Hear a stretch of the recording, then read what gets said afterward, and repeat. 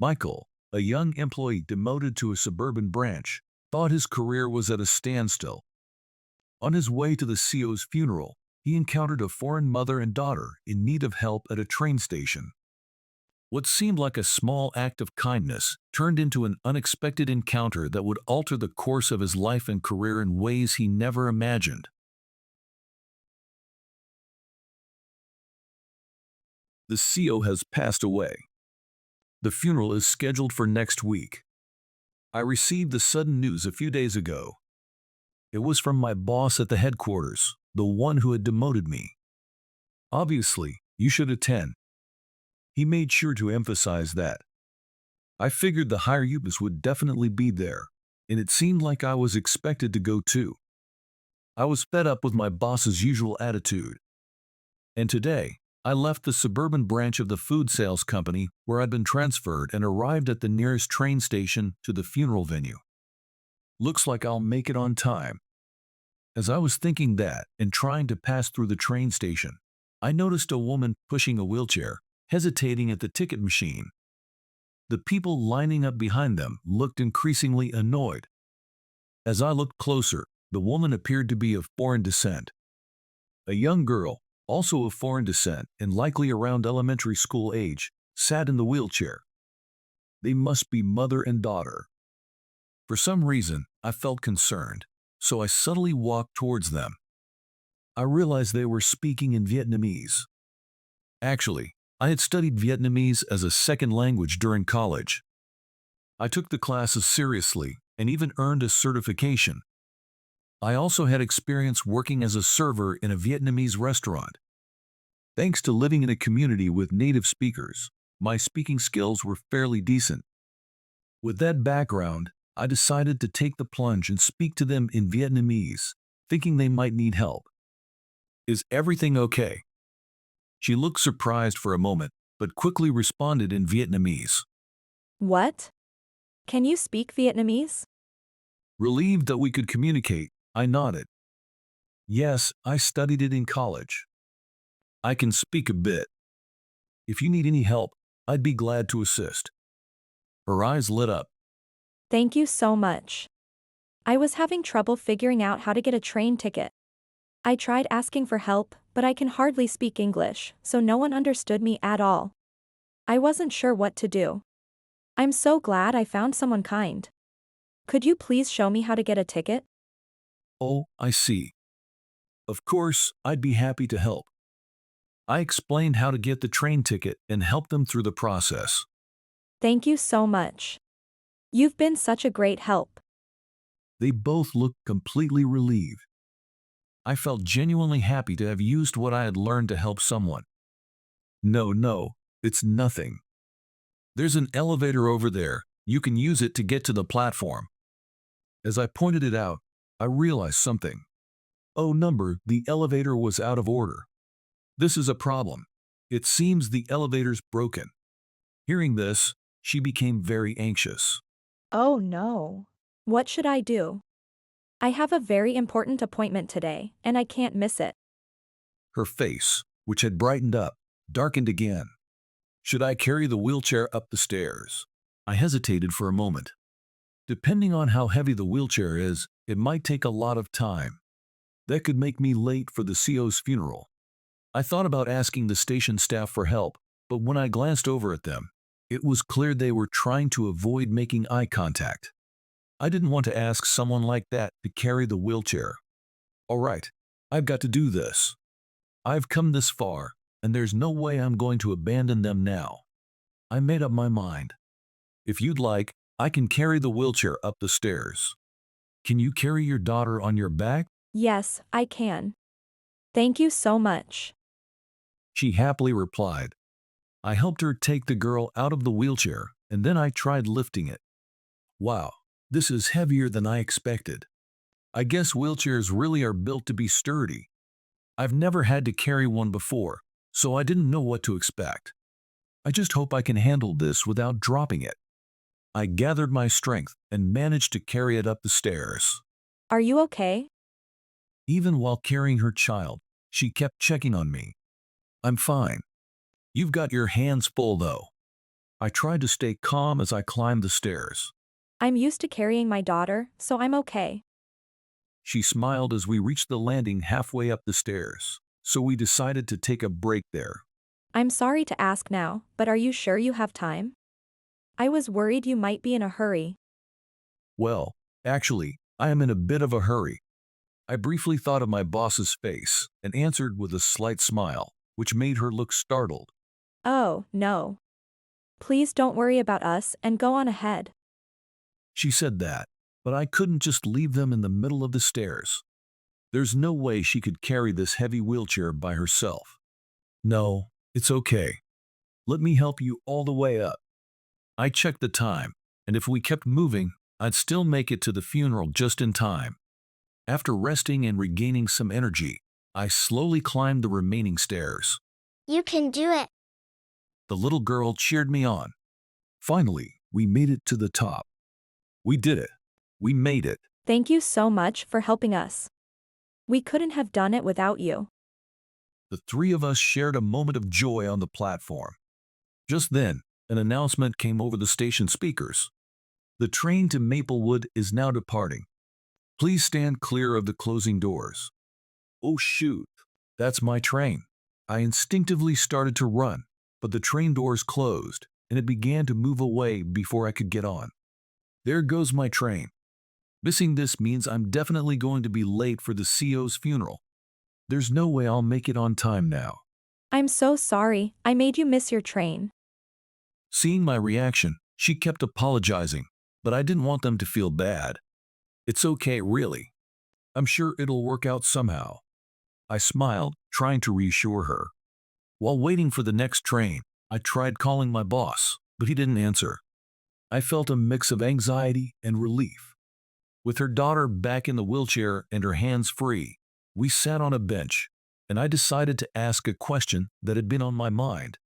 Do you live around here? Actually, we just moved here after getting married. But, well, there have been some complications. She didn't want to say more, so I quickly reassured her. Oh, no worries. You don't have to talk about it if it's uncomfortable. I'm sorry for prying. I apologized hastily. Time kept passing as we sat there. The next train wasn't for another 15 minutes. I sighed without thinking.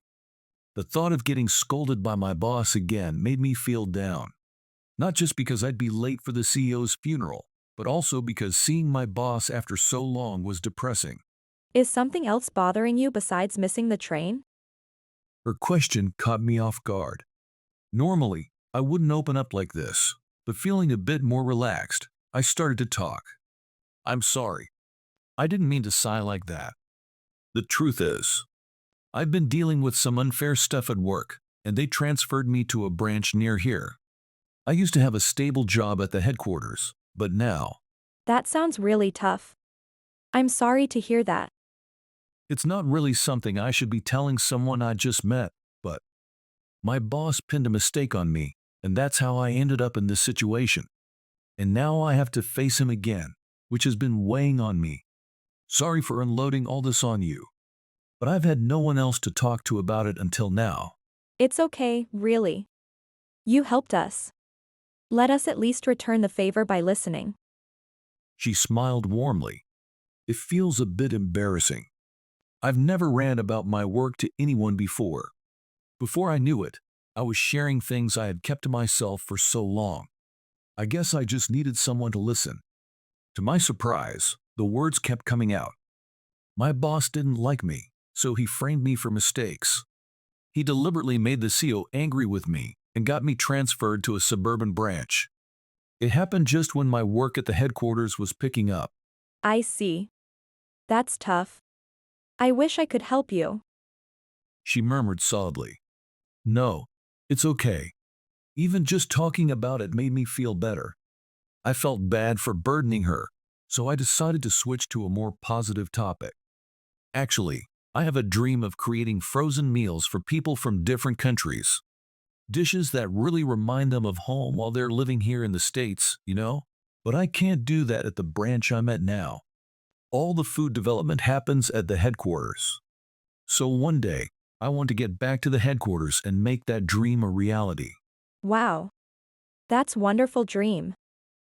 As we talked, the train arrived, and I helped them board. We all got on safely. By coincidence, we got off at the same station 2 stops later. Thank you for listening to me.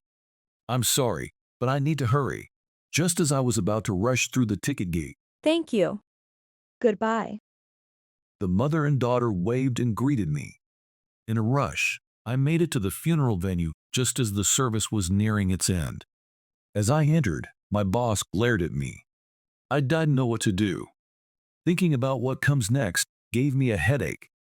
I nervously paid my respects and took a seat. After the service ended, my boss came to me. Hey, I need to talk to you. Yes. He led me outside the venue. Once we were in a secluded spot, he started yelling at me. What on earth were you thinking? You can't just mess around like this. Showing up late to the CO's funeral? What were you thinking? I'm sorry. I was helping a Vietnamese mother and her daughter at the station, and I ended up being late.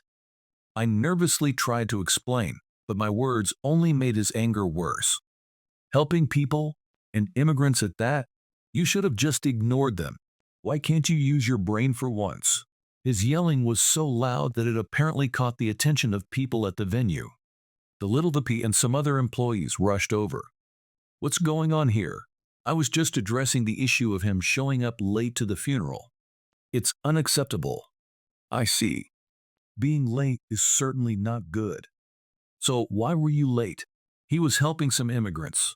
I told him he should have just ignored them. As soon as the boss said this, a young man who had been listening in from the back stepped forward. Hold on a minute. What exactly are you saying? The boss glared at the young man, who was standing with a firm posture. Who are you, and why are you suddenly butting in? I'm the son of the CO whose funeral was held today. I've been away from the company for a while, so you all might not know me yet. But I'll be taking over the company from now on. Everyone looked shocked. I heard quite a commotion, so I listened in on what was happening. It sounds like you're criticizing him for helping others. Isn't that right? I don't think that's something to be upset about. What? No, that's not what I meant. I was just addressing his lateness to the funeral, that's all. The boss started to panic. I can't agree with blaming him. My wife is the Vietnamese woman he helped. He then brought out the Vietnamese woman we met at the station earlier. It was unexpected to see her there, and I was even more surprised to learn they were married. My daughter has a leg condition and uses a wheelchair. Today, when they tried to take the train, they didn't know how to buy tickets and tried to ask help. But she couldn't speak English well and couldn't convey her thoughts. They were in trouble, and he, who speaks Vietnamese, taught them how to buy tickets. On top of that, he kindly carried the wheelchair up the long stairs, and despite having urgent business, he stayed with them until they got on the train. That's what I heard. My wife, daughter, and I are very grateful to him. How could you scold someone like that? My boss was trembling. What? I didn't know that was the case. I didn't know. Please accept my apology. My boss apologized, but the new CO still seemed very angry. That's not all. You made very rude remarks to immigrants, didn't you? Our company plans to create more products for people from different countries. But with people like you, that's very problematic. I don't think our company needs someone like you. Please, don't be too hasty. Let's all calm down. But it was useless, no matter how much the manager pleaded. And you even tried to kick him out of the headquarters unfairly. You don't need to come to the company anymore. What? The manager was fired on the spot. Trembling in disbelief, the new CO gave him a cold look. In contrast, I was spoken to warmly. Thank you for helping my wife and daughter. I was actually planning to drive them here, but I had to leave early for an urgent matter. So they had to take the train together. I also heard from my wife about how you were transferred to the current branch. This should never have happened. When I become CEO officially, this company will not operate like that. People will be judged on their merit. He said it passionately. By the way, I heard you speak Vietnamese. If you don't mind, would you like to develop food products for immigrants at the headquarters? I was extremely surprised. Really? Is that okay? Of course. We need someone like you to lead the development. The dream I had almost given up on was coming true. I was overwhelmed with happiness and surprise. My mind went blank, and before I knew it, tears were streaming down my face. When the new CEO took over, I returned to headquarters and started working on developing food products, just as I dreamed. We created numerous products like authentic bibimbap, hot pot sets, and frozen empanadas. At first, there were many failures, like the size being too big to thaw properly. But thanks to the team working together and persevering through trial and error, we successfully launched the products. When we started selling them, to my delight, they became big hits, one after another. Our company's sales have been rising steadily. I'm so glad I entrusted this to you. The CEO was very pleased. Recognizing my achievements, I was promoted. I became close with his wife and daughter after that incident, often being invited to meals, and during one of those times, I met his wife's friend, who later became my wife. Looking back now, it feels like a strange twist of fate. I'm glad I took the plunge and acted back then. As I hold our newborn child, I reflect on this. I need to work hard to make my wife and child happy. That's why I will continue to work on developing new products. You're the next candidate for CEO. One time, at a company party, the CEO said this while drunk. Even though I knew it was a joke, those words filled me with pride. No one else had been told something like that, so it made me feel special. I secretly hope it might be true, and it drives me to work even harder. For the CEO who believes in me and for the company that has given me so much, I'm committed to creating products that people will truly love. With that in mind, I'm ready to take on whatever comes next.